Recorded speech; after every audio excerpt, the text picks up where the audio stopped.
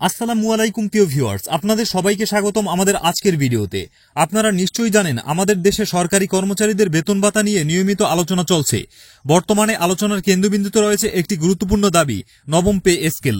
সরকারি চাকরিজীবীরা এখন এই নবম পে স্কেলের পাশাপাশি বেতন বৈষম্য দূরীকরণ এবং নামমাত্র বিশেষ প্রণোদনা বাতিল করার দাবি জানাচ্ছেন।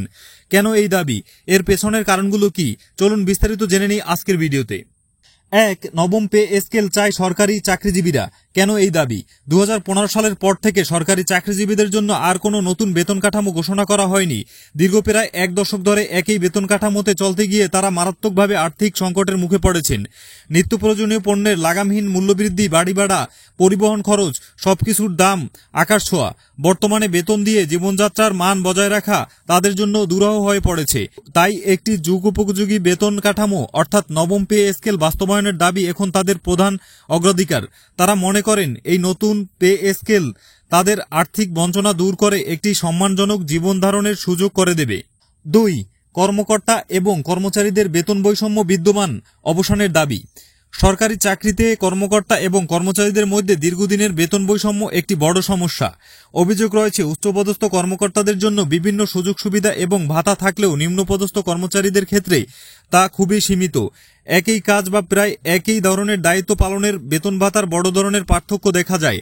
এই বৈষম্য কর্মচারীদের মধ্যে হতাশা ও অসন্তোষ সৃষ্টি করেছে। নবম পে স্কেলের মাধ্যমে তারা এই বেতন বৈষম্য নিরসনের দাবি জানাচ্ছেন, যাতে সবাই তাদের কাজের ন্যায্য মূল্যায়ন পান এবং একটি সমানাধিকার ভিত্তিক বেতন কাঠামো প্রতিষ্ঠিত হয়। তাদের দাবি, নবম পে স্কেল যেন একটি সুষম কাঠামো নিয়ে আসে, যেখানে কোনো প্রকার বেতন বৈষম্য না থাকে। 3, নামমাত্র বিশেষ প্রণোদনা চায় না সরকারি চাকরিজীবীরা। কেন এই অসন্তোষ?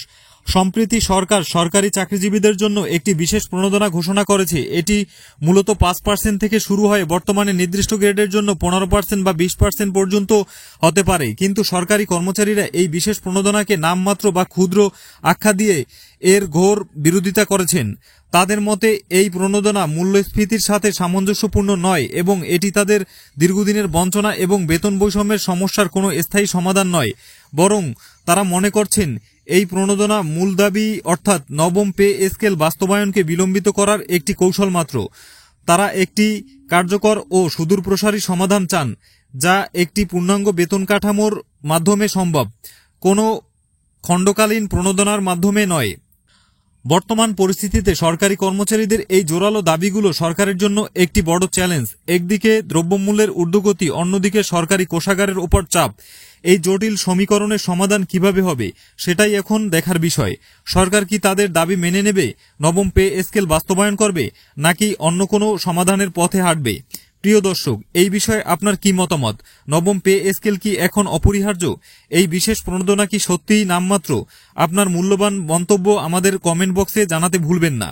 ভিডিওটি ভালো লাগলে লাইক করুন, শেয়ার করুন এবং আমাদের চ্যানেলটি সাবস্ক্রাইব করে আমাদের সাথেই থাকুন। দেখা হচ্ছে পরবর্তী ভিডিওতে। ততক্ষণ পর্যন্ত ভালো থাকুন, সুস্থ থাকুন।